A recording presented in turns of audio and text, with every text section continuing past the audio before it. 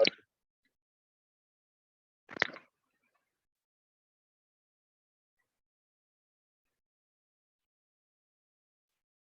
جی میری آواز آ رہی ہے؟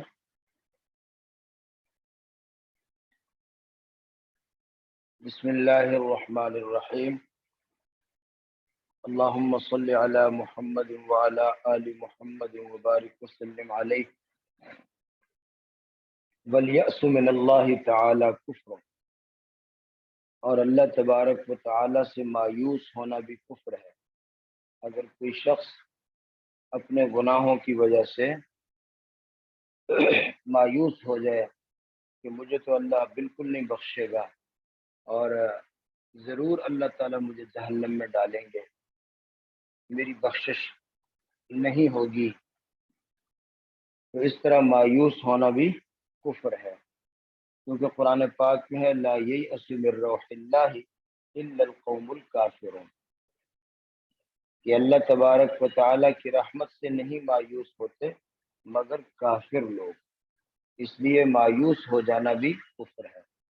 والامن من اللہ تعالی کفر، اور مطمئن ہو جانا بھی کہ میں تو پکا جنتی ہوں، مجھے اللہ تعالیٰ عذاب نہیں دیں گے اور مجھے جہنم میں نہیں ڈالیں گے، بالکل مطمئن ہو جائے، یہ بھی کفر ہے، کیونکہ قرآن پاک میں ہے لا یأمن مکر اللہ الا القوم الخاسرون، کہ اللہ تبارک و تعالیٰ کی تدبیر سے نہیں مطمئن ہوتے مگر خاسر قوم، جو گھاٹے والے ہیں، یعنی کافر لوگ۔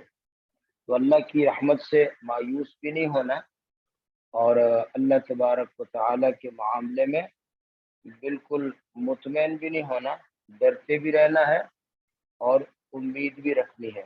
اس کو کہتے ہیں قرآن پاک میں خوف و طمع، اللہ کا خوف بھی ہو اور اللہ تبارک و تعالیٰ کی رحمت کی طمع بھی ہو، درمیان میں رہے، نہ خوف کا اتنا غلبہ ہو جائے کہ اللہ کی رحمت سے بالکل مایوس ہو جائے، اور نہ طمع کا اتنا غلبہ ہو جائے کہ اللہ تبارک و تعالیٰ کے عذاب سے، اس کی پکڑ سے بالکل 100% مطمئن ہو کر بیٹھ جائے۔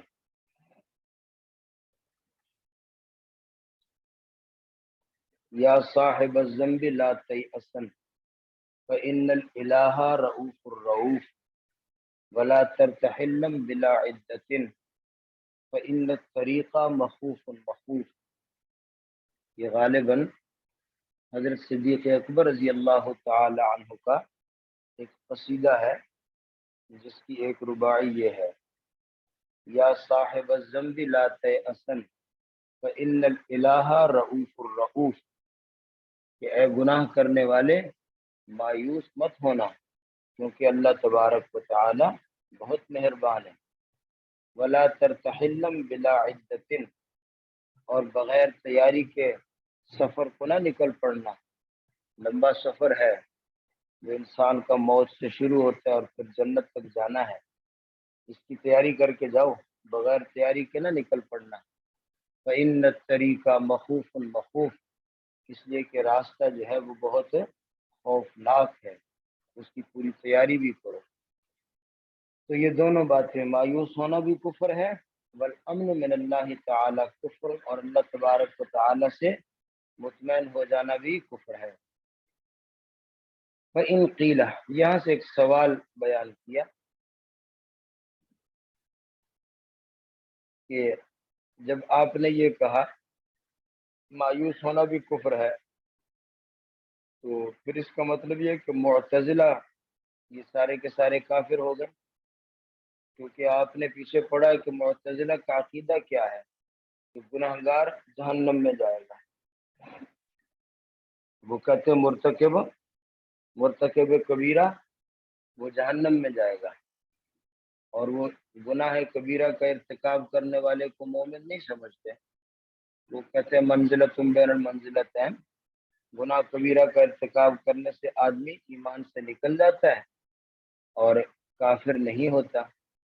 تو جب کوئی شخص گناہ کبیرہ کرے تو اس کو وہ کہتے ہیں کہ یہ ضرور جہنمی ہے، جب اس کو ضرور جہنمی کہتے ہیں تو یہ اللہ تبارک و تعالی سے مایوس ہونا ہے۔ اور اسی طرح معتزلہ کا یہ مسلک ہے کہ نیک آدمی ضرور جنت میں جائے گا، نیک آدمی ضرور جنت میں جائے گا۔ تو اس کا مطلب یہ ہے کہ وہ یہ اللہ تبارک و تعالی کی ذات کے متعلق امن ہے، مطمئن ہو گئے ہیں۔ تو معتزلہ کے جو اعتقادات ہیں، مرتکب کبیرہ جہنمی ہے اور جو مرتکب کبیرہ نہ ہو وہ پکا جنتی ہے، تو یہ دونوں باتیں امن اور یاس ہیں، تو لہذا معتزلی کافر ہوئے۔ اس کا جواب یہ ہے کہ نہیں، بات یہ ہے کہ اگرچہ معتزلہ کا یہ عقیدہ ہے کہ مرتکب کبیرہ جہنمی ہے، لیکن توبہ کو تو وہ بھی مانتے ہیں، ان کا یہ عقیدہ بھی ہے کہ توبہ کر لے تو معافی ہو جائے گی، تو اس لیے وہ کافر نہیں ہوئے۔ اور اسی طرح وہ یہ جانتے ہیں، ان کا یہ عقیدہ ہے کہ جو آدمی گناہوں سے مجتنب ہے اور بچتا ہے اور نیکیاں کرتا ہے، اطاعت گزار ہے، وہ پکا جنتی ہے۔ لیکن اس کے متعلق بھی خطرہ تو ہے نا کہ گناہ کر نہ لے کہیں، یا کہیں کفر کر نہ لے، تو اس لیے توبہ کو وہ مانتے ہیں۔ اس سے معلوم ہوا کہ وہ مایوس نہیں ہے، اللہ کی رحمت سے وہ بالکل مایوس نہیں ہے، کیونکہ توبہ کو مانتے ہیں، تو اس لیے وہ کافر نہیں ہے۔ دیکھیے فَإِن قِيلَ الجزم اگر اعتراض کیا جائے الجزم بأن العاصی یکون فی النار، کہ اس بات پر یقین کرنا کہ گناہ گار جہنم میں جائے گا، یاسم من اللہ، یہ اللہ کی طرف سے مایوس ہونا ہے، اور یہ اعتقاد کرنا کہ مطیع یعنی نیک آدمی یکون فی الجنہ، جنت میں جائے گا، یہ اللہ تبارک و تعالی کی طرف سے یہ امن ہونا ہے۔ فَيَلْزَمُ أَن يَكُونَ الْمُعْتَزِلِ كَافِرًا، تو اس سے لازم آیا کہ معتزلی کافر ہوگا، چاہے مطیع ہو چاہے عاصی ہو، کیونکہ اس کا اعتقاد ہے کہ مطیع جہنمی ہے اور مطیع جنتی ہے اور عاصی جہنمی ہے۔ سوال سمجھ آ گیا جی؟ لِأَنَّهُ اما آمن او ایسا، اس لیے کہ معتزلہ اپنے عقیدے کی وجہ سے یا مقام امن میں ہے اور یا مایوس ہو چکا۔ ایک بات تو یہ ہو گئی کہ اس سے معلوم ہوا کہ معتزلی کافر ہے۔ دوسری بات یہ ہے کہ اہل سنت والجماعت کے قواعد میں سے ہم پیچھے پڑ چکے ہیں کہ کسی بھی اہل قبلہ کو کافر نہیں کہنا، اہل قبلہ کو کافر نہیں کہنا۔ تو معتزلہ اگرچہ عقائد میں خرابیاں ہیں لیکن اہل قبلہ تو ہیں، تو اس سے معلوم ہو وہ کافر نہیں ہے، اور چونکہ وہ امن اور یاس والی زد میں آتے ہیں، اس سے معلوم ہوا کہ وہ کافر ہیں۔ جواب قلنا، ہم جواب یہ دیتے ہیں کہ ھذا لیس بیاس ولا امن، یہ امن اور یاس نہیں ہے معتزلہ کا۔ کیوں؟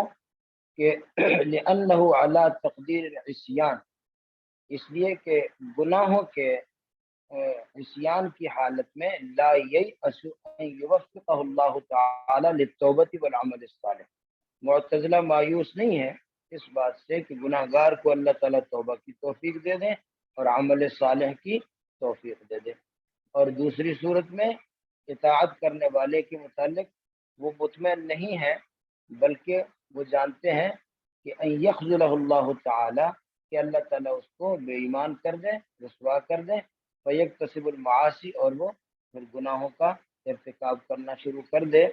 تو لہذا جب وہ توبہ کو مانتے ہیں اور اس بات کو بھی مانتے ہیں کہ ایک شخص اگرچہ آج تو بڑا مطیع ہے لیکن بہت ممکن ہے کہ بعد میں وہ رسوا ہو جائے اور گمراہ ہو جائے، تو اس سے معلوم ہوا کہ وہ امن اور یاس میں نہیں ہے۔ وَبِهَذَا يَظْهَرُ الْجَوَابُ عَمَّا قِيلَ، اور اسی بات سے جب ہم نے کہا کہ وہ توبہ کو مانتے ہیں اور توبہ کی وجہ سے وہ عاصی کی بخشش کے قائل ہیں، اور اسی طرح وہ اس بات کو بھی مانتے ہیں کہ ایک شخص اگرچہ آج نیک ہے، فرما بردار ہے، لیکن ہو سکتا ہے کل کو اللہ تبارک و تعالیٰ اس سے توفیق ایمان چھین لے اور وہ گناہوں کا مرتکب ہو کر جہنمی ہو جائے۔ جب اس بات کو مانتے ہیں تو اس سے ایک اور سوال کا جواب بھی ظاہر ہو گیا، وَبِهَذَا يَظْهَرُ الْجَوَابُ عَمَّا قِيلَ۔ وہ کیا سوال یہ کہ معتزلی خود جو عقیدہ ہے معتزلہ کو ماننے والا معتزلی ہے، اگر وہ گناہ کبیرہ کا ارتکاب کرے، کیونکہ اس کے نزدیک مرتکب کبیرہ ایمان سے نکل جاتا ہے، تو پھر ہمیں یہ کہنا چاہیے کہ معتزلہ اگر گناہ کبیرہ کا ارتکاب کرے تو وہ لازمی طور پر کافر ہو جائے، لازمی طور پر کافر ہو جائے، لیأسہ من رحمت اللہ، اس لیے کہ وہ گناہ کبیرہ کا مرتکب ہو کر اللہ کی رحمت سے مایوس ہو گیا ہے، ایمان سے نکل گیا ہے۔ بل اعتقادی انہ لیس بمؤمن، اور اس کا یہ اعتقاد ہے کہ ارتکاب کبیرہ سے بندہ مومن نہیں رہتا۔ بات پچھلی بات سے ملتی جلتی ہے، تو اس سوال کا جواب بھی ہو گیا، اس لیے کہ ہم یہ کہتے ہیں کہ وہ جو یہ عقیدہ رکھتا ہے معتزلہ کہ مرتکب کبیرہ جہنمی ہے اور ایمان سے نکل گیا ہے اور وہ جہنمی ہے، اس کو مایوسی نہ کہو، اس کو مایوسی نہ کہو، اس لیے کہ جہنم کا مستحق ہونے کا اعتقاد رکھنا یہ مایوسی نہیں ہے، بلکہ ہم بتا چکے ہیں کہ وہ اس بات کو مانتے ہیں کہ شاید اس کو توبہ کی توفیق ہو جائے۔ اور اسی طرح بات یہ ہے کہ معتزلہ کے نزدیک، جیسے آپ پہلے پڑھ چکے ہیں کہ ایک اختلاف تھا کہ ایمان کس کو کہتے ہیں۔ اہل سنت والجماعت کے نزدیک ایمان تصدیق قلبی کو کہتے ہیں، لیکن معتزلہ کے نزدیک ایمان 3 چیزوں کا مجموعہ ہے: تصدیق قلبی، اقرار باللسان اور عمل بالارکان۔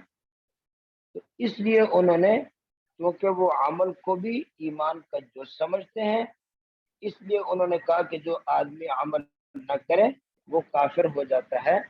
تو یہ ایک الگ بحث ہے، لیکن وہ مایوسی کے درجے کو نہیں پہنچتے، اس لیے کہ وہ توبہ کو مانتے ہیں۔ تو اس بات کا بھی جواب ہو گیا۔ وَذَلِكَ لِأَنَّ لَا نُسَلِّمُ، یہ اس طرح کہ ہم تسلیم نہیں کرتے کہ معتزلہ کا یہ اعتقاد رکھنا کہ گناہ گار آدمی آگ کا مستحق ہے، یہ کوئی مایوسی کو لازم ہو جائے، یہ ہم نہیں مانتے۔ اور اس کا اعتقاد نہ رکھنا وہ اس وجہ سے ہے کہ اس نے ایمان کی تفسیر یہ کی ہے کہ ایمان مجموعہ ہے 3 چیزوں کا: تصدیق قلبی، اقرار باللسان اور اعمال بالارکان، بناء علی انتفاء الاعمال یوجب الکفر۔ تو اس بنا سے وہ یہ کہتے ہیں کہ جو آدمی عمل نہ کرے وہ کفر کو ثابت کر دیتا ہے، جو عمل نہ کرے تو اس وجہ سے وہ کافر ہو جائے گا۔ تو یہ ایمان کی تعریف میں ایک اختلاف ہے، یہ مایوسی والی بات نہیں ہے، اور مایوس ہونا جو ہے وہ کفر ہے۔ وہ اگر معتزلہ اگر توبہ کو نہ مانتے تو پھر ہم کہتے کہ یہ شخص گناہ گار کے متعلق مایوس ہو چکے ہیں، کہ گناہ گار کو پکا جہنمی سمجھتے ہیں۔ جب وہ اس بات کو مانتے ہیں کہ گناہ گار جتنا بڑا بھی گناہ گار ہو توبہ کر لے گا تو اس کی معافی ہو جائے گی، تو وہ مایوسی کے درجے میں نہیں ہے۔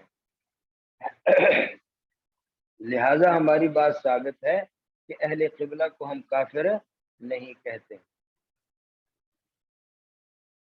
آگے ایک اور سوال ہے، سوال یہ ہے کہ قرآن پاک کو اللہ کی مخلوق کہنے والا، قرآن پاک کو جو شخص اللہ کی مخلوق کہتا ہے، جیسے کہ آپ پہلے پڑھ چکے کہ اہل سنت والجماعت کے نزدیک قرآن پاک اللہ کی صفت ہے، اللہ کا کلام ہے، مخلوق نہیں۔ لیکن دوسرے لوگ جو ہیں وہ گمراہ ہیں، جو قرآن پاک کو کہتے ہیں کہ یہ اللہ کی مخلوق ہے۔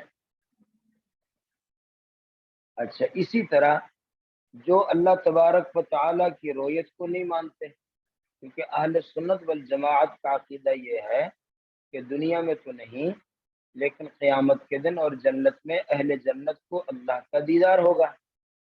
لیکن معتزلہ کہتے ہیں کہ نہیں، یہ محال ہے، اللہ کا دیدار نہیں ہوگا۔ اسی طرح ایک دوسرا طبقہ ہے جو رافضی ہیں، وہ حضرات صحابہ کرام کو گالیاں دیتے ہیں صحابہ کرام کو، وَأَمْثَالِ ذَلِكَ، اور اس طرح کی اور بھی کئی اعتقادات ایسے ہیں جس کی وجہ سے کہا جاتا ہے کہ یہ شخص کافر ہو گیا۔ قرآن پاک کے مخلوق ہونے کا عقیدہ رکھنے والا کافر، اللہ تبارک و تعالیٰ کی رؤیت کو محال سمجھنے والا کافر، اور شیخین کو یعنی حضرت ابو بکر و عمر کو سب کرنے والا بھی کافر، لعنت کرنے والا بھی، صحابہ کو لعنت کرنے والا بھی کافر۔ ایک طرف تو یہ ہے، دوسرا یہ ہے کہ آپ کہتے ہیں کہ ہم اہل قبلہ کو کافر نہیں کہتے۔ تو جو شخص قرآن پاک کو اللہ کی مخلوق سمجھتا ہے وہ اہل قبلہ تو ہے، اور اسی طرح جو شخص اللہ تبارک و تعالیٰ کے دیدار کو محال سمجھتا ہے جنت میں وہ بھی اہل قبلہ تو ہے، اور جو حضرت ابو بکر و عمر کو سب کرتا ہے یا لعنت کرتا ہے اہل قبلہ تو ہے۔ ایک طرف آپ کہتے ہیں کہ ہم اہل قبلہ کو کافر نہیں کہتے، اور دوسری طرف آپ ان لوگوں کو کیا کہتے ہیں؟ کافر کہتے ہیں جو خلق قرآن کا عقیدہ رکھے، جو رؤیت کے محال ہونے کا عقیدہ رکھے، اور جو شیخین پر سب یا لعنت کرے۔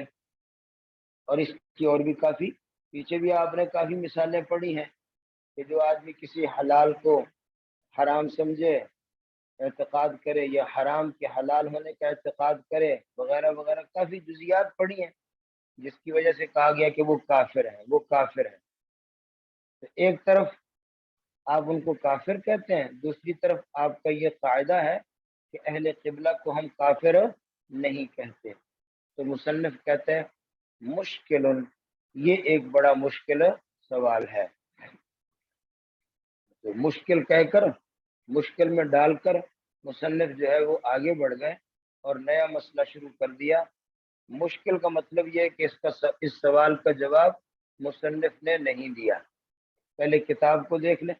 والجمع بین قولہم، اور اہل سنت والجماعت کے اس قول کو جمع کرنا مشکل ہے۔ کون سا قول؟ کہ ایک طرف کہتے ہیں کہ لا یکفر احد من اہل القبلہ، کہ کسی بھی اہل قبلہ کی تکفیر نہ کی جائے، اور دوسرا قول یکفر من قال، وہ کہتے ہیں کافر قرار دیا جاتا ہے اس شخص کو جو کہتا ہے بخلق القرآن، کہ قرآن پاک اللہ کی مخلوق ہے، اب استحالت الرؤیتی، یا اللہ تبارک و تعالیٰ کا دیدار محال ہے، او سب الشیخین او لعنہما، یا شیخین کو یعنی حضرت ابوبکر و عمر کو سب کرتا ہے، گالیاں دیتا ہے یا ان پر لعنت کرتا ہے، وامثال ذالک، اور اس قسم کے اور بھی کافی جزئی مسائل ہیں جس کی وجہ سے ان کو کافر کہا جاتا ہے۔ اور دوسری طرف یہ قول کہ لا یکفر احد من اہل القبلہ، اہل قبلہ میں سے کسی کو کافر نہیں کہنا۔ تو یہ دونوں باتوں کو جمع کرنا مشکل، بہت ہی مشکل ہے۔ چلو، مصنف نے اس کا جواب نہیں دیا تو ہم کوشش کر لیتے ہیں اس مشکل سے نکالنے کی۔ جواب یہ ہے کہ ہم نے جہاں یہ مسئلہ بیان کیا کہ اہل قبلہ کو کافر نہیں کہنا، وہاں ہم نے یہ بھی کہا کہ کوئی ایسا گناہ نہ کرے جس کو علامات تکذیب کہا جائے، علامات کفر کہا جائے، جیسے قرآن پاک کو گندگی میں ڈالنا، یا ایسا کوئی کام نہ کرے کہ جو علامات کفر ہوں۔ یہ شرط ہے، پھر ہم اہل قبلہ کو کافر نہیں کہیں گے۔ لیکن اگر ایک شخص کلمہ پڑھتا ہے اور باقی سارے کام ایمان والے کرتا ہے اور وہ مومن ہے، لیکن کوئی ایسا گناہ جو گناہ ہونے کے ساتھ ساتھ وہ علامات کفر ہے، تو پھر اہل قبلہ ہونے کے باوجود اس کو ہم کافر کہتے ہیں۔ چنانچہ خلق قرآن کا عقیدہ رکھنا اور اللہ تبارک و تعالیٰ کی رؤیت کو محال سمجھنا، اور اس طرح حضرت ابو بکر و عمر کو گالیاں دینا اور ان پر لعنت کرنا، یہ علامات کفر ہونے کی وجہ سے یہ کیا ہو گیا، یہ شخص کافر ہوا، بے شک وہ اہل قبلہ ہی ہو۔ تو اہل قبلہ کو جو ہم کہتے ہیں کہ تکفیر نہیں کرنی، وہ اس شرط کے ساتھ کہ کوئی علامات کفر کا ارتکاب نہ کرتا ہو۔ ویسے جتنا بڑا بھی گناہ گار ہو ہم اس کو کافر نہیں کہتے، لیکن اگر کسی ایسے گناہ کا ارتکاب کر رہا جو علامات کفر ہے تو اس کو نہیں چھوڑیں گے، اس کو ہم کافر کہیں گے۔ تو یہ مشکل سے بھی نکل آئے انشاءاللہ۔ اب اگلا مسئلہ ہے مسئلۃ علم الغیب، علم الغیب کا مسئلہ۔ علم الغیب کا مسئلہ یہاں اجمالی طور پر بیان کیا ہے۔ خلاصہ یہ ہے کہ اللہ تبارک و تعالیٰ کے علاوہ اگر کوئی شخص یہ دعویٰ کرے کہ میرے پاس علم غیب ہے، میں غیب جانتا ہوں، جیسے کہ کاہن، نجومی، وہ یہ دعویٰ کرتے ہیں کہ ہم سے پوچھ لو کل کے حالات، آنے والے ہفتے میں کیا ہوگا، ہم ہاتھ کی لکیریں دیکھ کر بتاتے ہیں۔ تو اس قسم کے جو دعوی کرتے ہیں غیب کے جاننے کا، تو یہ شخص بھی کافر ہے۔ اسی لیے جناب رسول اللہ صلی اللہ علیہ وسلم نے کاہن کے پاس جانے سے منع فرمایا۔ کتاب دیکھیے، وتصدیق الکاہن بما یخبر به عن الغیب کفر، اور کاہن کی تصدیق کرنا جو غیب کی خبریں دینے کا دعویٰ کرے، اس کی تصدیق کرنا کہ ہاں اس نے جو پیشین گوئی کی ہے یہ صحیح کہتا ہے، کفر، یہ بھی کفر ہے۔ اس لیے کہ نبی علیہ الصلوۃ والسلام کا فرمان ہے، من اتی کاہنا فصدقہ بما یقول، جو کسی کاہن کے پاس آئے، کاہن، نجومی، اور علم نجوم، علم جفر، علم رمل، یہ کئی قسم کے علوم ہیں، وہ ذائچے بناتے ہیں، نقشے بناتے ہیں، نام پوچھتے ہیں، ماں کا نام وغیرہ وغیرہ، پھر اگلے حالات کہتے ہیں جی ہمیں پتہ چل جاتے ہیں، ہم غیب کی خبریں بتاتے ہیں۔ تو بھئی اگر تم اتنے غیب کی خبریں بتاتے ہو تو میرا نام کیوں پوچھتے ہو، میری ماں کا نام کیوں پوچھتے ہو، وہ بھی تم اپنے ہی غیب سے بتا دو۔ تو یہ صرف لوگوں کو دھوکہ دینے کے لیے اس طرح کے فراڈ کرتے ہیں۔ تو جناب رسول اللہ صلی اللہ علیہ وسلم نے ارشاد فرمایا، جو کاہن کے پاس آئے فصدقہ بما یقول، اور اس کی باتوں کی تصدیق کرے، اس کو سچ جانے، فقد کفر، یہ شخص بھی کافر ہوا، بما انزل اللہ تعالی علی محمد، اس دین کا جو اللہ تعالی نے حضرت محمد صلی اللہ علیہ وسلم پر نازل کیا ہے۔ اور وہ کاہن جو خبریں دیتا ہے عن القوائن، تقدیر کی باتیں، آنے والے حالات کے مستقبل زمان، آنے والے زمانے کے متعلق ہونے والے کام، القوائن فی مستقبل الزمان، یعنی آنے والے زمانے میں ہونے والے کام، تو فلاں مرے گا، یا فلاں کا ویزا لگ جائے گا، فلاں کی شادی ہو جائے گی، یا فلاں کی طلاق ہو جائے گی، یعنی آنے والے کاموں کے اندر وہ خبریں دیتا ہے۔ اور وہ دعویٰ کرتا ہے معرفت الاسرار، کہ میں یہ چھپے ہوئے باتوں کو میں جانتا ہوں، وہ مطالعات علم الغیب، اور وہ دعویٰ کرتا ہے کہ میں علم غیب کو معلوم کر لیتا ہوں، تو یہ بھی کافر ہے۔ وکانہ فی العرب کہنۃ، اور عرب میں بہت ایسے کاہن تھے، یدعون معرفت الامور، جو دعویٰ کرتے تھے کہ ہم ان تمام غیب کی چیزوں کو جانتے ہیں۔ کئی تو ایسے کہتے تھے، فمنہم من کان یزعم ان لہ رئیا من الجن، کئی ایسے دعویٰ کرتے تھے کہ ہمارے پاس جن ہوتا ہے اور جن ہمیں باتیں بتاتا ہے، یعنی وہ اپنے متعلق تو نہیں لیکن جن کے متعلق عقیدہ رکھتے تھے کہ جن غیب جانتا ہے اور ہمیں بتاتا ہے، وہ بھی کافر ہوا۔ وَتَابِعَةٌ يُلَقِّي إِلَيْهِ الْأَخْبَارِ، اور ہمارے کچھ موکل ہیں، تابع دار ہیں ہمارے، جو ہمیں غیب کی خبریں بتاتے رہتے ہیں، تلقین کرتے رہتے ہیں، تو یہ لوگ بھی کافر ہوئے، کیونکہ وہ جن کے متعلق عقیدہ رکھتے کہ وہ غیب جانتا اور ہمیں بتاتا ہے۔ ومنهم من كان يزعم انه يستدرك الامور بفهم اعطيه، اور کئی کاہن ایسے تھے جو یہ دعویٰ کرتے تھے کہ ہمارے پاس ایسا فہم، ایسا علم موجود ہے جس کی وجہ سے ہم ان تمام امور کو معلوم کر لیتے ہیں، تمام غیب کی خبروں کا ہم استدراک کر لیتے ہیں، معلوم کر لیتے ہیں۔ تو کئی ایسے خود، یعنی ہم خود معلوم کر لیتے ہیں، کوئی کہتے کہ ہمیں جنات بتا دیتے ہیں۔ بل منجم اذا ادعى العلم بالحوادث الآتیہ، اور اسی طرح نجومی آدمی اگر وہ بھی دعویٰ کرے کہ مجھے بھی آنے والے حادثات کے بارے میں علم ہے، مجھے بھی پتہ چل جاتا ہے، میں ستاروں کو دیکھ کر بتا دیتا ہوں کہ آنے والے حالات، حوادث یہ پیش آنے والے، فہو مثل الکاہن، تو یہ بھی کاہن کی طرح ہی کافر ہے۔ وبالجملہ خلاصہ یہ ہے کہ العلم بالغیب امر تفرد به اللہ تعالی، کہ علم غیب ایک ایسی شان ہے جو صرف اللہ تبارک و تعالی کی ہے۔ یہ علم غیب میں اللہ تبارک و تعالی فرد فرید ہیں، وہ اکیلے ہیں علم غیب کو جاننے والے۔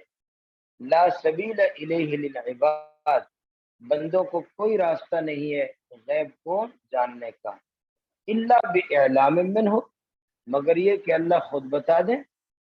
اللہ نے جو غیب کی خبریں خود بتا دی اپنے پیغمبروں کو، تو وہ علم غیب نہ ہوا، وہ اعلام غیب ہوا۔ او الہام بطریق المعجزہ او الکرامہ، یا بطور معجزہ پیغمبر کو، یا بطور کرامت اللہ کسی ولی کے الہام فرما دے، تو الہام سے کسی چیز کا پتہ پڑ جانا یہ بھی علم غیب نہیں، یہ تو اللہ کی طرف سے اطلاع ہے۔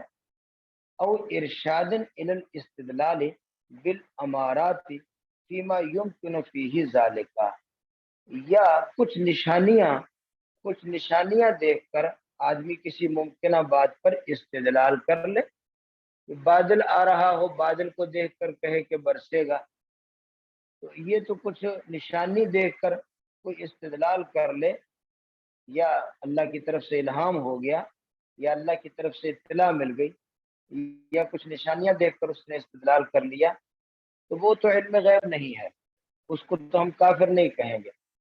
کافر اس کو کہیں گے جو کہتے ہیں میرے پاس علم غیب ہے، بس میں غیب جانتا ہوں۔ کوئی یہ استدلال نہیں کر رہا کہ دیکھو بادل آ گیا تو اب بارش ہوگی، یا اتنا طوفان آ گیا ہے تو فلاں درخت اکھڑ جائے گا۔ اس طرح کی بات جو ہے وہ اگر کوئی کچھ علامات کو دیکھ کر استدلال کرے تو وہ ایک الگ چیز ہے، وہ علم غیب کا دعویٰ نہیں ہے۔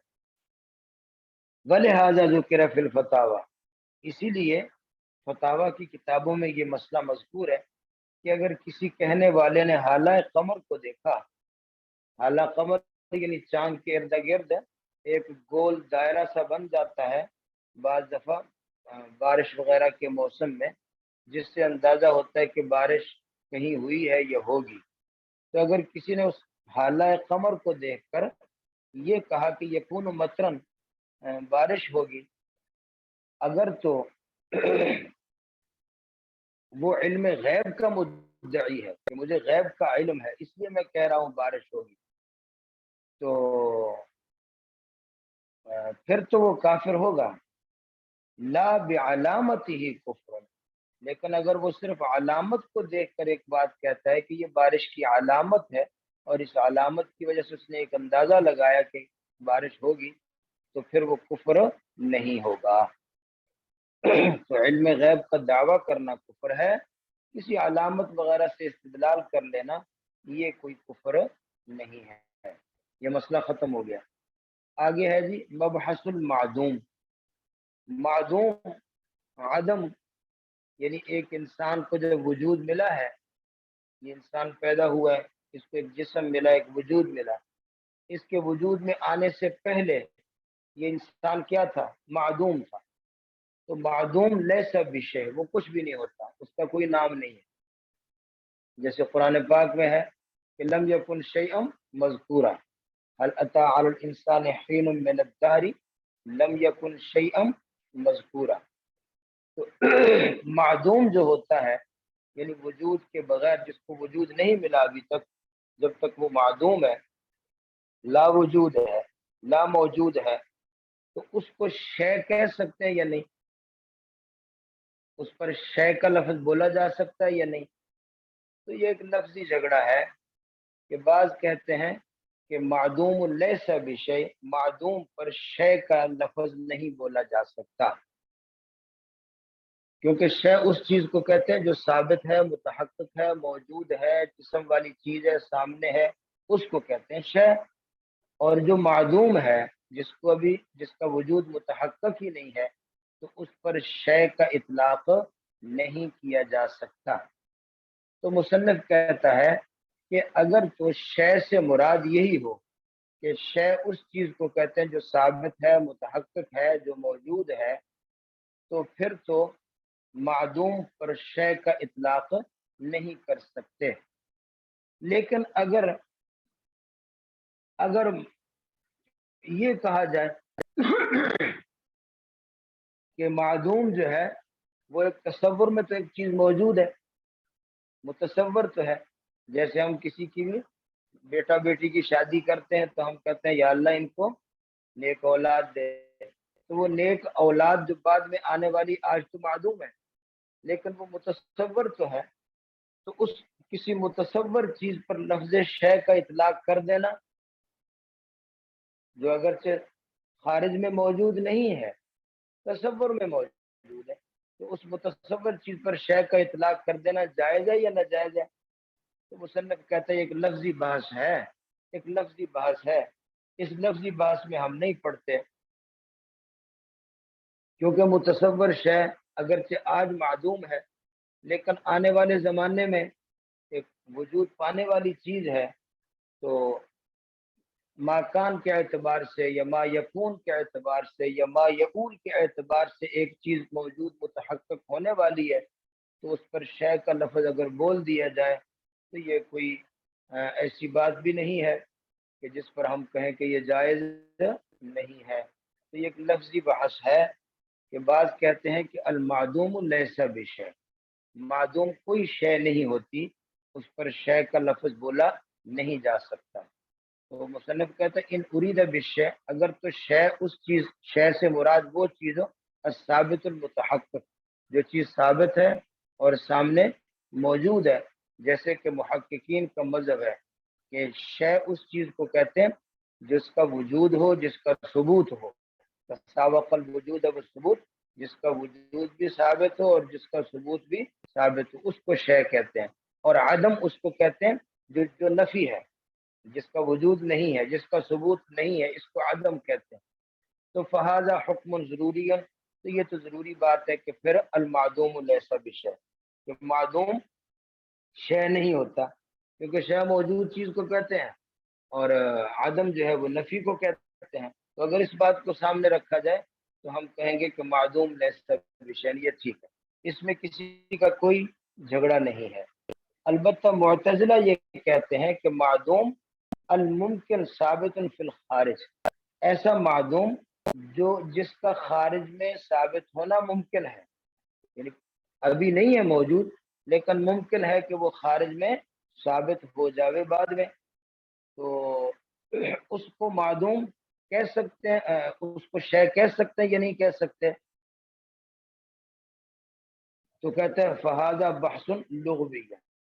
وَإِنْ أُرِيدَ أَنَّ الْمَعْدُومَ لَا يُسَمَّى شَيْئًا، اور اگر یہ مراد ہو تو بھی معدوم کو شے کا نام نہیں دیا جا سکتا یا دیا جا سکتا ہے، تو کہتے ہیں فَهُوَ بَحْثٌ لُغْوِيٌّ، یہ ایک لغوی بحث ہے جو شے کی تفسیر پر مبنی ہے، اس لیے کہ موجود اور معدوم یہ دو لفظ ہیں. موجود اس کو کہتے ہیں جو چیز خارج میں ثابت ہو، اور معدوم اس چیز کو کہتے ہیں جو چیز خارج میں ثابت نہ ہو لیکن ثابت ہونے کی صلاحیت رکھتی ہو. ابھی موجود نہیں ہے خارج میں، بعد میں ممکن وجود ہے، تو اس کو بھی شے کہہ سکتے ہیں. یہ ایک لفظی بحث ہے. کہتے موجود یا معدوم او ما یصلح ان یعلم و یخبر عنہ، یا کوئی ایسی چیز کہ جس کا علم یا خبر دیا جا سکتا ہو بعد میں ہونے والی چیز، تو فالمرجع الی النقل و تتبع موارد الاستعمال، تو اس میں رجوع کیا جائے گا نقل کی طرف اور استعمال کے مواقع کی طرف، کہ بعض ایسے استعمال کے مواقع ہیں کہ ایک متصور چیز کو بھی ہم شے کہہ دیتے ہیں، تو استعمالات محاورات میں ایسے ہوتا بھی ہے، اور منقولات یعنی گفتگو میں بات چیت میں بعض دفعہ ہم ایک متصور چیز کو بھی کہہ دیتے ہیں کہ یہ چیز شے ہے، تو یہ ایک لغوی سی بحث ہے۔ اصولی بات یہی ہے کہ جو چیز ابھی وجود نہیں پایا جس نے، وہ شے نہیں ہے، لیکن بعد میں اس نے وجود پا لینا ہے، ہمارے تصور میں ایک چیز موجود ہے، تو اس پر شے کا اطلاق کر سکتے ہیں یا نہیں کر سکتے؟ بعض کہتے ہیں کر سکتے ہیں، بعض کہتے ہیں نہیں کر سکتے، تو یہ ایک لغوی بحث ہے، اس میں ہم نہیں پڑھتے۔ یہ ایک فلسفیانہ اور ایک لفظی نزاع کی بات ہے جس کو مصنف نے یہاں بلا وجہ ہی بیان کر دیا، اس کا اعتقادات سے بھی کوئی تعلق نہیں ہے، اس کا تعلق استعمالات کے ساتھ ہے۔ جیسے ایک شخص نے مکان نہیں بنایا لیکن وہ نقشہ تو بنا لیتے ہیں، پہلے مکان بنانے سے پہلے ایک نقشہ بنا لیتے ہیں۔ اچھا، وہ نقشہ جو ہم نے کاغذ پر بنایا ہے، یہ نقشہ کاغذ پر آنے سے پہلے بھی موجود تھا نقشہ بنانے والے کے ذہن میں، تو نقشہ بنانے والے کے ذہن میں جو چیز موجود ہے وہ خارج میں تو معدوم ہے، خارج میں تو معدوم ہے، لیکن متصور تو ہے نا، تصور میں تو اس کے ذہن میں تو موجود ہے، اس لیے اس لحاظ سے کہ وہ متصور ہے اور تصور میں موجود ہے، اس پر شے کا اطلاق کر سکتے ہیں، شے لفظ بولا جا سکتا ہے، اور خارج میں چونکہ موجود نہیں ہے اس لیے اس پر شے کا اطلاق نہیں کر سکتے، تو یہ ایک لفظی بحث ہے، اس میں پڑھنے کی کیا ضرورت ہے۔ مسئلۃ ایصال الثواب، اب سمجھیں جی ایصال ثواب کا مسئلہ، کہ اگر مسلمان جو فوت ہو چکے ان کے لیے دعا کرتے ہیں کہ یا اللہ فلاں مسلمان کو بخش دے، یا کوئی نیک عمل کر کے، کوئی نوافل ادا کر کے، یا نفلی حج کر کے، صدقہ خیرات کر کے، قرآن پاک کی تلاوت کر کے اپنا ثواب اس کو پہنچائے، یا کسی بھوکے کو کھانا کھلا کر، یا کسی مستحق کو کوئی ضرورت کی چیز دے دی، اور ہم دعا کریں کہ یا اللہ اس کا ثواب فلاں ہمارے فوت شدہ آدمی کو پہنچا دے، میرے باپ کو یا میری ماں کو یا فلاں رشتہ دار کو، تو اہل سنت والجماعت کا عقیدہ یہ ہے کہ یہ ثواب پہنچتا ہے۔ اس سلسلے میں دو قسم کے لوگ گمراہ ہوئے، بعض یہ کہتے ہیں کہ ثواب نہیں پہنچتا، بلکہ ہر شخص کو اس کا اپنا اپنا عمل کام آئے گا اور کسی دوسرے کا ثواب نہیں پہنچتا۔ ایصال ثواب کے کئی لوگ منکر ہیں اور یہ گمراہ ہیں۔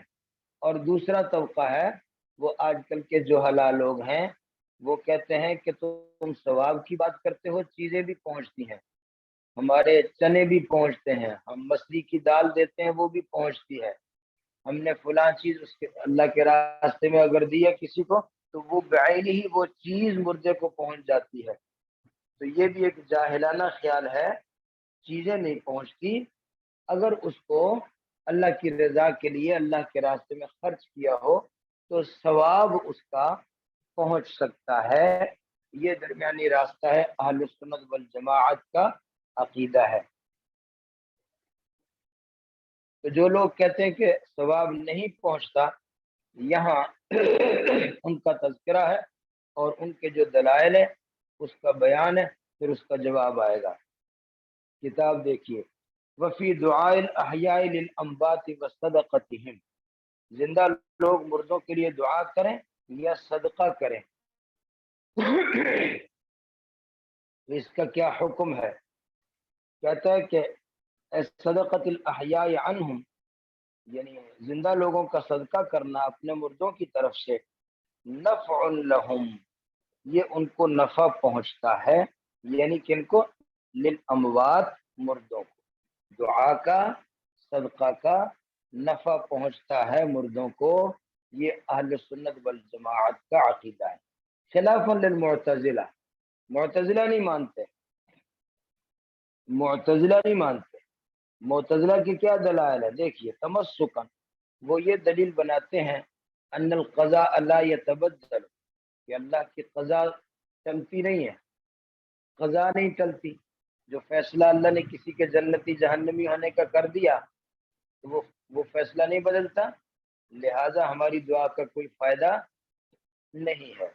اور اسی طرح وَكُلُّ نَفْسٍ مَرْهُونَةٌ بِمَا كَسَبَتْ، کہ ہر شخص جو ہے وہ اپنے ہی اعمال میں پھنسا ہوا ہے، اپنے ہی اعمال میں وہ آدمی پھنسا ہوا ہے، نیک عمل کرے تو اس کا بدلہ پائے گا، برے عمل کیے تو اس کا بدلہ پائے گا، اپنے اپنے عمل کا ہر شخص مرہون ہے، لہذا تمہاری دعا کرنے کا کوئی فائدہ نہیں ہے۔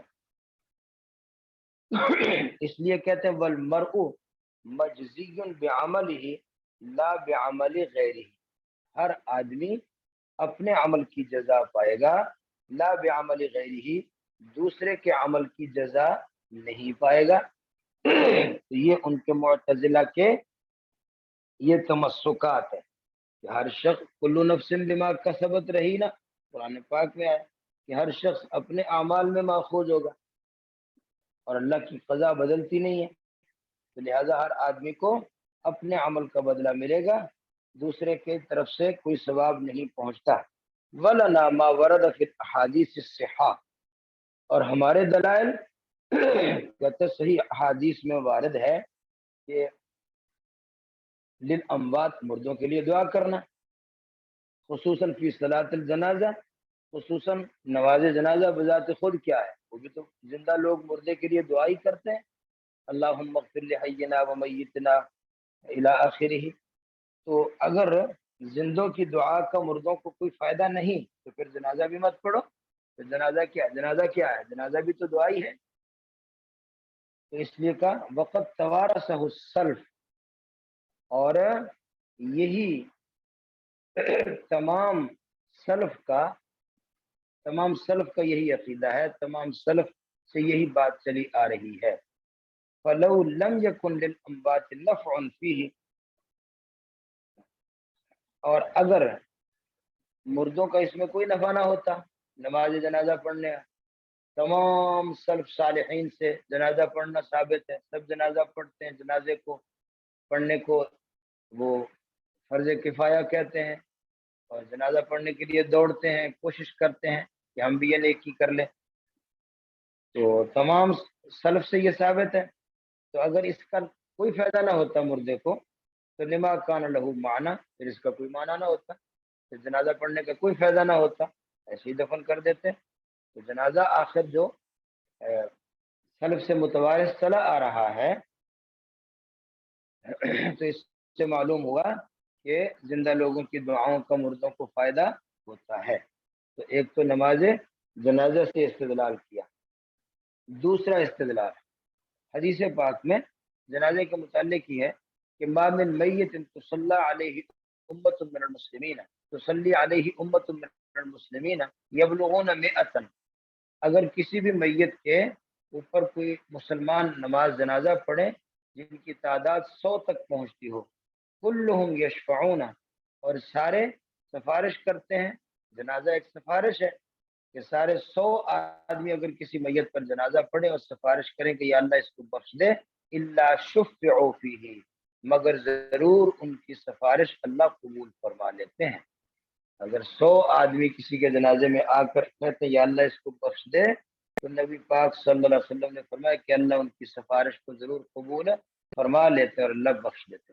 اس طرح حضرت سعد بن عبادہ رضی اللہ تعالی عنہ حضور کی خدمت میں حاضر ہوئے اور عرض کی یا رسول اللہ ان ام سعد ماتت، میری ماں فوت ہو گئی ہے، فأی صدقۃ افضل، تو کون سی نیکی افضل ہے میں اپنی ماں کو اس کا ثواب پہنچا دوں؟ تو آپ نے فرمایا تھا کہ الماء، سب سے افضل صدقہ پانی کا انتظام ہے، تو حفر بیرن، حضرت سعد بن عبادہ نے ایک کنواں کھودا، وقال ھذا لأم سعد، اور یہ کہہ دیا کہ یہ ام سعد کے ثواب کے لیے ہے۔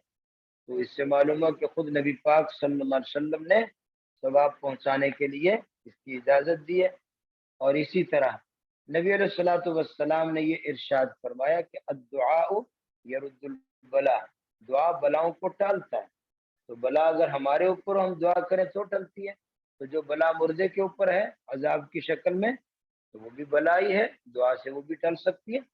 اور اس طرح حضور نے فرمایا الصدقۃ تطفی غضب الرب، صدقہ جو ہے یہ اللہ کے غضب کو بجھا دیتا ہے۔ تو اللہ تعالیٰ اگر کسی پر ناراض ہے اور وہ اللہ کے غضب میں گرفتار ہے تو ہم صدقہ کریں تو اس کا جو ہے اللہ کا غضب بجھ جاتا ہے اور اللہ اس کی خلاصی فرما دیں گے۔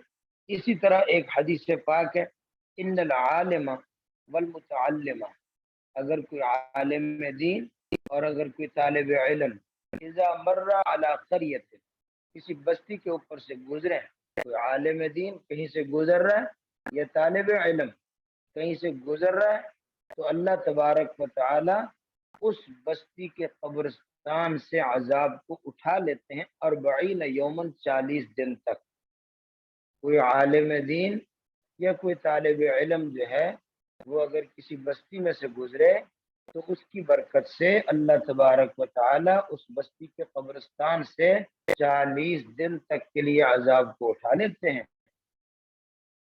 یہ حدیث اگرچہ سند کے لحاظ سے کمزور ہے اور حافظ جلال الدین سیوطی نے اس کو موضوعات میں لکھا ہے، لیکن بہت سے ہمارے اکابر نے اس حدیث کو بیان بھی کیا ہے اور اس سے استدلال بھی کیا ہے، تو لہٰذا یہ حدیث اس درجے کی تو ہے کہ اس کو بیان کیا جا سکتا ہے۔ تو دیگر نصوص کو سامنے رکھیں تو اللہ کی رحمت سے کوئی بعید بھی نہیں ہے، کوئی بعید نہیں ہے کہ اللہ تبارک و تعالی عالم دین کی برکت سے اور طالب علم کی برکت سے اللہ تبارک و تعالی قبرستان کے مردوں کا عذاب اٹھا لیتے ہیں 40 دن تک۔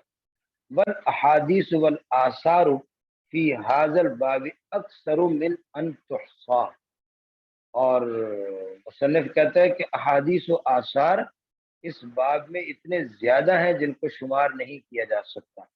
اتنی زیادہ احادیث اور اتنے زیادہ واقعات اکابر کے، بزرگوں کے مردوں کے لیے دعائیں کرنا اور اس سے مردوں کی بخشش کا ہو جانا اور اس کی ترغیب دینا اتنے زیادہ ہیں کہ اکثر من ان تحصى، جن کو گنا نہیں جا سکتا۔ تو اس لیے یہ عقیدہ بھی برحق ہے کہ ثواب پہنچتا ہے۔ لیکن یہاں ایک بات کو یاد رکھیں، ان تمام احادیث و آثار اور ان باتوں کو سامنے رکھ کر اس پر استدلال نہ کریں جو لوگ بدعات کے مرتکب ہیں، یہ تیجا، ساتہ، 40واں، اور جو لوگ بدعات کرتے ہیں تو بدعات کرنے میں ثواب نہیں پہنچتا، اس لیے کہ بدعات اور رسومات ایک ایسی چیز ہے جو سنت کے خلاف ہونے کی وجہ سے اس کا ثواب نہیں ہوتا بلکہ وبال ہوتا ہے۔ تو اس لیے خاموشی سے، بغیر دکھاوے کے، بغیر رسومات کے، جو مروجہ رسومات ہیں ان سے ہٹ کر خفیہ طریقے سے اللہ کے راستے میں کچھ خرچ خیرات کرنا اور دل میں یہ نیت کر لینا کہ اس کا ثواب جو ہے فلاں کو پہنچ جائے تو پھر پہنچے گا۔ اور اگر یہ رسم کر رہے ہیں کہ اگر ہم نے یہ آج تیجا ہے، آج ساتواں ہے، اگر دیگیں پکا کے لوگوں کو نہ کھلایا تو لوگ کہیں گے کہ یہ کنجوس ہے اور ہماری بےزتی ہوگی اور اس طرح لوگ تانے دیں گے، تو وہ تو پھر رسم پوری ہوگی، لوگ چاول کھائیں گے اور باتیں کریں گے، وہ رسم پوری ہو جائے گی، اس کا ثواب نہیں ہوگا۔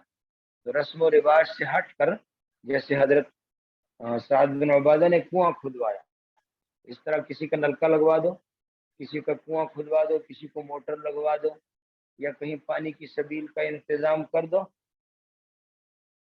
یا عرب لوگوں میں تو یہ عادت ہے کہ وہ پانی کی بوتلیں لے کر سڑکوں پر کھڑے ہو جاتے ہیں اور مسافروں کو پانی کی بوتلیں دیتے ہیں گرمی کے موسم میں۔ تو ہمیں بھی ان چیزوں کا رواج دینا چاہیے کہ پانی کی بوتلیں دکانوں سے خریدیں اور آتے جاتے مسافروں کو پانی پلاتے رہیں، ٹھنڈے پانی کا انتظام کریں۔ تو یہ ہیں وہ باتیں جو رسم و رواج سے ہٹ کر اس کا ثواب اگر ہم مردوں کو پہنچائیں تو انشاءاللہ ضرور پہنچے گا۔ اگلی بات یہ اجابت اللہ الدعوات، اللہ تعالیٰ دعاؤں کو قبول کرتا ہے۔ یہ بھی امت مسلمہ کا عقیدہ ہے کہ اللہ تبارک و تعالی دعاؤں کو قبول کرتا ہے، مگر قبولیت کی شکلیں مختلف ہیں۔ ہم یہی کہتے ہیں کہ جیسے ہم نے چیز مانگی ہے اللہ سے، اللہ اسی وقت فوراً دے دے تو ہماری دعا قبول ہے، اور اگر اللہ نے نہ دی تو ہم کہتے ہیں ہماری دعا قبول نہیں ہوئی۔ ایسی بات نہیں ہے۔ اللہ تبارک و تعالیٰ کے ہاں قبولیت کی کئی شکلیں، جیسے ہم نے مانگا اللہ سے کہ یا اللہ مجھے فلاں چیز دے دے، تو اللہ تعالیٰ وہی چیز دے دیں ہماری خواہش کے مطابق، تو قبولیت کی ایک شکل یہ۔ دوسری شکل یہ ہے کہ جو چیز ہم اللہ سے مانگ رہے ہیں اللہ تبارک و تعالیٰ اس کے متبادل اس سے بہتر چیز دے دیں، اس سے بھی اچھی چیز دے دیں جس سے ہماری وہ ضرورت پوری ہو جائے، تو ہم سمجھیں گے جو ہم نے اللہ سے مانگا وہ تو نہیں اللہ نے دیا، لیکن اللہ تبارک و تعالیٰ بہتر جانتے کہ میرے بندے کے لیے کیا مناسب ہے، اللہ نے وہ دے دیا۔ یہ بعض دفعہ ایسے ہوتا ہے کہ اللہ تبارک و تعالی وہ چیز بھی نہیں دیتے یا اس کے متبادل کوئی چیز نہیں، مگر دعا کی برکت سے انسان کی کوئی تکلیف، کوئی بلا، کوئی مصیبت ٹال دیتے ہیں کہ اس نے مجھ سے مانگا تو ہے، تو اللہ تعالیٰ اس کی برکت سے کوئی مصیبتوں کو ٹال دیتے ہیں۔ یا اللہ تبارک و تعالی اس کو نہیں دیتے، اس کے اہل و عیال کو، اس کے خاندان کو، اس کے اولاد کو وہ نعمتیں دے دیتے ہیں جس سے یہ بھی مستفید ہوتا رہتا ہے۔ تو کئی شکلیں ہیں۔ یا اللہ تعالیٰ اس دعا کی برکت سے گناہ معاف فرما دیتے ہیں، یا اس کی نیکیوں میں اضافہ کر دیتے ہیں، یا یہ ہے کہ آخرت میں اللہ رب العزت فرما دیں گے کہ میرے بندے تو دنیا میں فلاں چیز مجھ سے مانگتا رہا، اس وقت میں نے تجھے نہیں دی، لیکن آج تجھے ہم اس کا بدلہ دے رہے ہیں۔ تو حدیث پاک میں آتا ہے کہ اس وقت آدمی جب اپنی دعاؤں کا بدلہ دیکھے گا تو کہے گا اے کاش میری کوئی بھی دعا دنیا میں پوری نہ ہوئی ہوتی تاکہ مجھے آج ان سب دعاؤں کا بدلہ یہاں ملتا۔ تو اس لیے وہ دعا آخرت میں ذخیرہ ہو جاتی ہے۔ ایک قبولیت کی شکل یہ ہے، تو صدق کے دل سے اور خالص نیت سے دعا کرتے رہنا چاہیے، اس لیے دعائیں اللہ کے ہاں ضرور قبول ہوتی ہیں۔ کتاب دیکھے جی، واللہ تعالی یجیب الدعوات، اللہ تعالیٰ دعائیں قبول کرتا ہے، ویقضی الحاجات، اور حاجتیں پوری کرتا ہے۔ اللہ تعالیٰ کا فرمان ہے ادعونی استجب لکم، مجھ سے مانگو میں تمہیں دوں گا، مجھ سے دعا کرو استجب لکم، میں قبول کرتا ہوں۔ اور نبی علیہ السلام کا فرمان ہے یستجاب الدعاء للعبد، بندے کی دعا قبول ہوتی ہے ما لم یدعو باسم او قطیعۃ رحم، جب تک کہ وہ گناہ کی بات نہ مانگے۔ اللہ تعالیٰ قبول فرماتے ہیں بشرطے کہ گناہ نہ مانگے، یا اللہ فلاں آدمی کی چھت گر جائے، فلاں کا بیٹا مر جائے، یا قطع رحمی کی دعا نہ کرے۔ اور دوسری بات ہمیں معلوم یستعجل، جب تک جلد بازی نہ کرے۔ اللہ قبول فرماتے ہیں بشرطے کہ جلد بازی نہ کرے۔ جلد بازی یہ ہے کہ یہ سوچے کہ میں نے دعا تو بڑی کی ہے، پوری تو ہو نہیں رہی، پھر دعا کرنا چھوڑ دے، تو یہ جلد بازی ہے، تو جلد بازی بھی نہ کریں۔ اور اسی طرح نبی علیہ السلام کا فرمان ہے ان ربکم حی کریم، کہ تمہارا پروردگار اللہ بہت حیا کرتا ہے اور بہت سخی ہے، یستحی من عبدہ، اللہ اپنے بندے پر حیا کرتا ہے، اذا رفع یدیہ الیہ، کہ جب کوئی بندہ اللہ کے سامنے ہاتھ اٹھائے، ان یردہما صفرا، کہ اللہ تعالیٰ ان ہاتھوں کو خالی لوٹا دے، اللہ کو اس سے حیا آتا ہے۔ وعلم، اور مصنف کہتے ہیں یہ بات بھی یاد رکھو ان العمدۃ فی ذالک، کہ اصل چیز جو ہے وہ دعا میں صدق نیت ہے، وہ خلوص طویہ، اور دل کا خلوص ہے، اور طویہ معنی نیت اور دل کے خیالات، دل کا خلوص، صدق نیت، وہ حضور القلب، اور دل کی مکمل حاضری، مکمل توجہ کے ساتھ اخلاص سے دعا کریں، غفلت کے ساتھ دعا نہ کریں۔ اس لیے نبی علیہ السلام کا فرمان ہے ادعوا اللہ وانتم موقنون بالاجابہ، اللہ سے دعا کرو اس طرح کہ تمہیں قبولیت کا یقین ہو. جب بھی اللہ سے دعا کرو اس یقین سے کرو کہ میرا مالک ضرور ضرور میرا کام کر دے گا. اور آپ نے فرمایا وَاعْلَمُوا، جان لو ان اللہ لا يستجیب الدعاء من قلب غافل لاہن، اللہ تبارک و تعالی دعا قبول نہیں کرتے غافل دل، لاہن جو غفلت میں ڈوبا ہوا ہے. غافل لاہن دونوں کا ایک ہی معنی ہے. جو بہت زیادہ غافل ہے اللہ تبارک و تعالی اس کی دعا کو قبول نہیں کرتے. اس لیے غفلت کے ساتھ، جیسے ہم لوگ غفلت کے ساتھ دعا کرتے ہیں، نیت کہیں اور ہوتی ہے، دھیان کہیں اور ہوتا ہے، بس ہاتھ اٹھائے اور کچھ ایسے مروجہ کلمات پڑھ کر اپنے منہ پر ہاتھ پھیر لیا، ایسے نہیں، بلکہ پوری توجہ سے، پورے اخلاص سے، صدق کے نیت سے، حضور قلب سے، اللہ تبارک و تعالی سے پورے یقین کے ساتھ اور پورے آداب کے ساتھ دعا مانگے، پھر دیکھیں قبول ہوتی ہے کہ نہیں ہوتی. اگلا مسئلہ یہ ہے کہ کیا کافر کی بھی دعا قبول ہوتی ہے؟ کافر کی بھی دعا قبول ہوتی ہے. تو بعض کا مسلک یہ ہے، جس کو مصنف نے جمہور کہہ دیا لیکن جمہور نہیں ہے، بعض کا مسلک یہ ہے کہ کافر کی کوئی دعا قبول نہیں ہوتی، اس لیے کہ اللہ تعالیٰ کا فرمان ہے وما دعاء الکافرین الا فی ضلال، کہ کافروں کی دعا ضائع ہے، قبول نہیں ہوتی. لیکن اکثر امت مسلمہ کے اکثر علماء کا مسلک یہی ہے کہ کافر کی بھی دعا اللہ تعالیٰ کبھی قبول فرما لیتے ہیں. کافر کی دعا بھی اللہ تعالیٰ کبھی نہ کبھی قبول فرما لیتے ہیں. یہ ضروری نہیں ہے کہ قبول ہی ہو، مومن کے لیے بھی ضروری نہیں ہے کہ اس کی ہر دعا قبول ہو.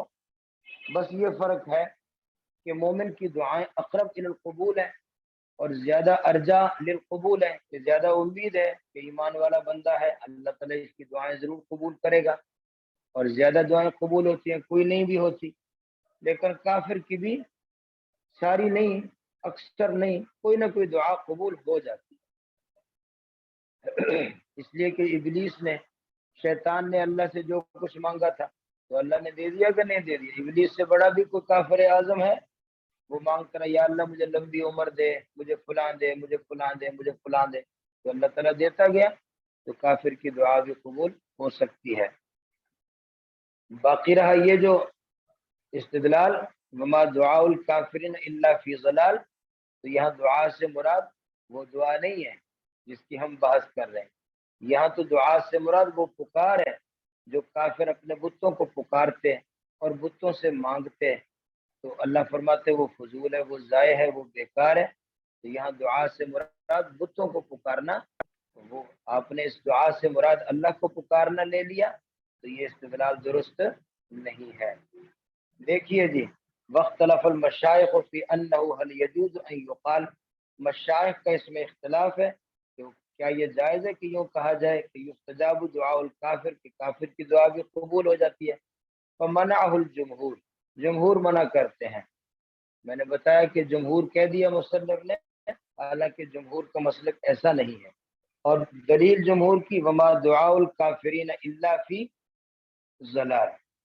اور دوسری بات وَلِأَنَّهُ لَا يَدْعُ اللَّهَ تعالی، اس لیے کہ کافر تو اللہ سے دعا کرتا ہی نہیں ہے. لِأَنَّهُ لَا يَعْرِفُهُ، اس لیے کہ وہ اللہ کو پہچانتا نہیں ہے. وَإِنْ أَقَرَّ بِهِ، اگرچہ زبان سے اقرار تو کرتا ہے. فَلَمَّا وَصَفَهُ بِمَا لَا يَلِيقُ بِهِ، جب وہ اللہ کی وہ صفات، اللہ کی وہ باتیں کرتا ہے جو اللہ کی شان کے لائق نہیں ہے، تو فقط نقض اقرارہ، اس نے اپنے اقرار کو توڑ ڈالا ہے. تو لہذا وہ اللہ کو مانتا ہی نہیں ہے، تو دعا کیسے قبول ہوگی؟ اور حدیث پاک میں ہے ان دعوت المظلوم وان کان کافرا یستجاب، کہ مظلوم کی دعا ضرور پوری ہوتی ہے اگرچہ وہ کافر ہی ہو.